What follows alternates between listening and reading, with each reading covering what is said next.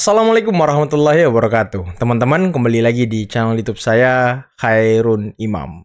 Gimana nih kabar kalian? Semoga kita semua selalu diberi kesehatan, kemudahan, dan juga limpahan rezeki dari Yang Maha Kuasa, teman-teman ya.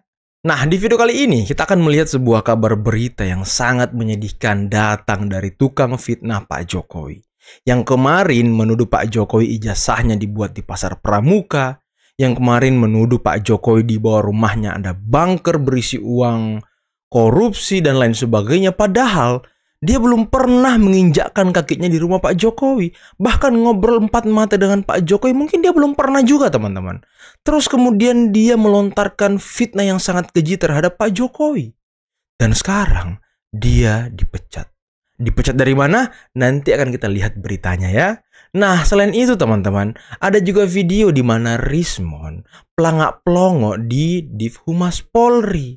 Ini orang-orang kok hobi banget datangin Humas. Beberapa hari yang lalu, Rismon juga kan sempat mendatangi Humas UGM untuk mencari jejak skripsi Pak Jokowi. Tapi sayangnya ditolak mentah-mentah. Dan katanya Rismon mau tidur di sana gitu, saking protesnya. Dan sekarang dia datang ke Humas Polri. Ngemis-ngemis. Ini ngemis jangan ditangkap apa gimana nih? Apa dia ngemis biar bisa bebas? Agar dia bisa menjebloskan kawan-kawannya aja ke penjara. Jadi dia bebas aja gitu. Karena nggak punya bukti. Kira-kira yang mana teman-teman? Nah, terakhir ada video yang sangat luar biasa dari kuasa hukum Pak Jokowi, Bapak Yakub Hasibuan, yang menjelaskan sangat detail seperti apa proses perkara ijazah Pak Jokowi di Barreskrim, atau dalam artian kalau nggak salah gelar perkara khusus. Dan beliau sempat menyindir sedikit nih orang-orang yang diundang polisi tapi nggak datang karena takut. Oke teman-teman, sebelum kita mulai videonya jangan lupa like, subscribe, dan share. Dan tanpa perlu berlama-lama lagi, mari kita mulai videonya berikut ini. Bambang Bitor dipecat dari BP Taskin usai singgung ijazah Jokowi dicetak di Pasar Pramuka. Ternyata Bitor pejabat, teman-teman. Saya baru tahu ini loh. Dia tenaga ahli di Badan Pengentasan Kemiskinan. Dan dia membuat kebohongan-kebohongan, fitnah-fitnah tanpa dasar. Di ruang publik membuat gaduh, mengadu domba. Aduh, ternyata modelan pejabat. Untung dipecat, teman-teman. Dan ini lagi, dari YouTube Sentana. Orang yang selalu ikut Rismon melakukan investigasi abal-abal. Tuh, baca tuh judulnya. Seluruh dunia mendukung Roy Suryo dan Rismon Sianipar. Dunia mana? Dunia gaib, ha? Dunia gaib yang dukung Rismon dan Roy Suryo. Kita akan buktikan bahwa ijazah Joko Widodo palsu. Nanti pada waktu gelar perkara khusus. Awas truk, awas truk. Ini strategis. Ini kesempatan baik buat kita untuk menguji secara terbuka, objektif, transparan. Dengan semaksimal mungkin kita ajukan argumen-argumen sehingga rakyat Indonesia, bangsa Indonesia bisa tahu bahwa yang disebut dengan dugaan ijazah palsu Jokowi terbukti di forum itu, pada tahap itu, sehingga penyelidikan nanti naik ke penyidikan, dari penyidikan diproses ke pengadilan, terus masuk di penjara. pengadilan akhirnya dituntut hukuman, dan dari tuntutan divonis hukuman bahwa Jokowi melakukan pemalsuan ijazah, penggunaan ijazah, penggunaan gelar palsu, yang semuanya adalah pelanggaran hukum yang kita akan lihat dan saksikan oleh seluruh bangsa dan rakyat Indonesia. Aduh, awas surat leher pecah, awas. Tadi dia bilang akan mengungkap argumen-argumen. Kok argumen doang? Bukti dong. Jangan argumentasi doang. Kalau argumentasi doang mah kita semua bisa omong-omong ya kan. Bawa buktinya Pak Tua, aki-aki. Awas surat leher putus. Tidak akan berhenti bertindak, meneliti ya sampai titik darah penghabisan ini. Mendingan taruhin aja, dikandangin. Jadi urusannya mau selesai. dikandangin. Itu logika sederhana orang yang tidak pernah sekolah. Kalau logikanya ditingkatkan lagi di level lebih cerdas, justru persekusi, kriminalisasi yang dikenakan kepada kami akan memancing ribuan Tifa untuk keluar, ribuan Roy untuk keluar, ribuan Risma untuk keluar, ribuan Kurnia untuk keluar, ribuan Rizal Fadila untuk keluar. Nggak ada Tifa, nggak ada. Dan itu judulnya rungkat. Nggak ada.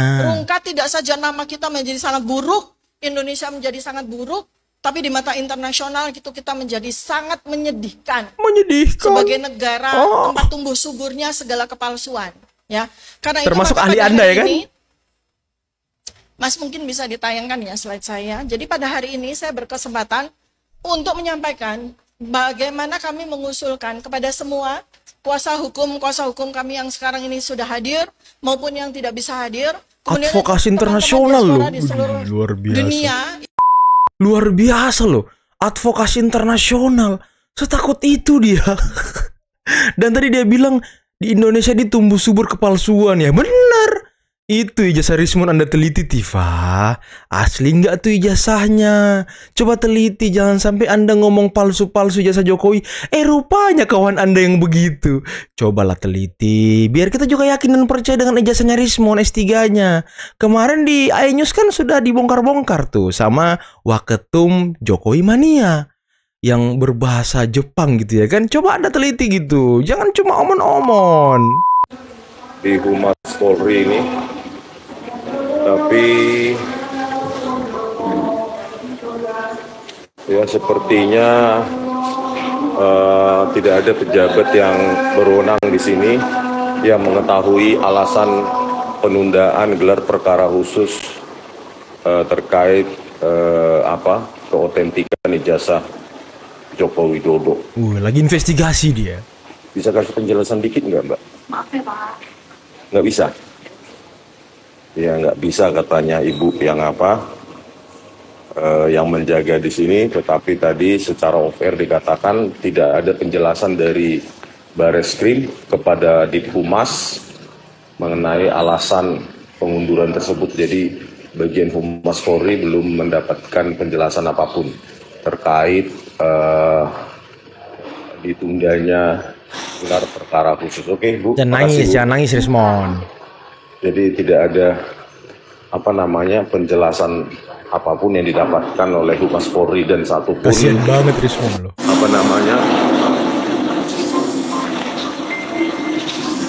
Ngapa nih video Rismon nih? Nggak ada kuota apa gimana Rismon? Tidak ada yang mau ya.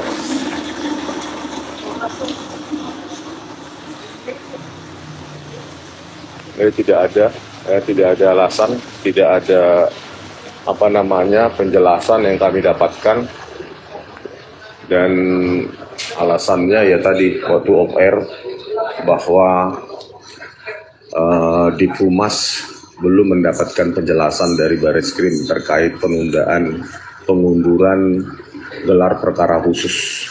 Datangi tuh Bareskrim, datangi. Seharusnya hari ini menjadi tanggal 9 Juli 2025 ini ya. Jadi itulah penjelasan kami sampai sekarang. Oke, sampai jumpa di video kami selanjutnya. Oras. So investigasi orang ini kan, datang di Humas UGM ditolak, nggak dapat apa-apa. Datang di Humas Polri nggak dapat apa-apa. Aduh, kasihan banget hidup Anda Rismon. Kalau dia udah ketahui bahwa itu hal yang buruk, kenapa nggak dicegah dari awal? Kan mereka satu partai dulunya, satu kolam, gitu loh. Tetapi karena Pak Jokowi mungkin udah nggak tahan di setting agar menjolimi rakyat, akhirnya Jokowi keluar dari lingkaran itu. Jokowi mau membela rakyat, gitu loh. Nah sekarang Jokowi keluar dari lingkaran itu, mereka kecewa. Ya jangan nuduh-nuduh kan. Kalau gue debat sama mereka, gue cuma nanya, lu ngejelekin Jokowi? Iya. Gue tanya, partai lu apa? Ya tapi kan dia menjelasin. Gue tanya, partai lu apa? Enggak, misalnya dia gitu loh. Misalnya si Bentor ngomong, oh Jokowi itu begini. Bentor, partai kau apa? Partai aku ya jelas aja lah, partai kau ditinggalin Jokowi kau. Gitu. Ya, misalnya gitu loh. Makanya kau kecewa kan, marah kan? Akhirnya Jokowi jelek-jelekin kan? Gitu. Ada waktu pertama kali pendaftaran di KPU itu ada kesempatan partai, KPU dan lain-lainnya untuk memverifikasi data seseorang. Betul. Sama seperti seperti saya, 2 kali saya nyalek, 2 kali ijazah saya diverifikasi oleh KPU. Apakah itu ijazah palsu atau tidak? Itu 2 kali loh diverifikasi. Keren Gitu. Bang Firdaus ya.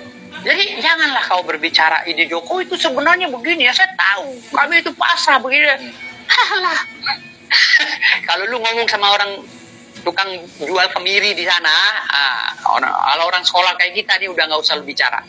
Diam kau. Mantap, kelas. Ya, nggak usah mencari pembenaran. Diam kau Rismon katanya. Jadi bang melihatnya dari gaduhnya atau risunya ijazah ini apa sih bang? Apa orang di belakang ini ada dugaan sakit hati? Apakah ingin pansos? Apa gimana sih bang? Apakah pengen dilirik? Bukan, ini kan memang kesempatan-kesempatan ini kan dicari oleh mereka. Mereka yang tahu boroknya, mereka yang bongkar. Jadi mereka mau cuci tangan. Seakan-akan Jokowi kan orang polos. Kalau Jokowi ini kan gini loh. Lu kasih ijazah insinyur atau enggak, di wali kota itu dia udah jadi wali kota.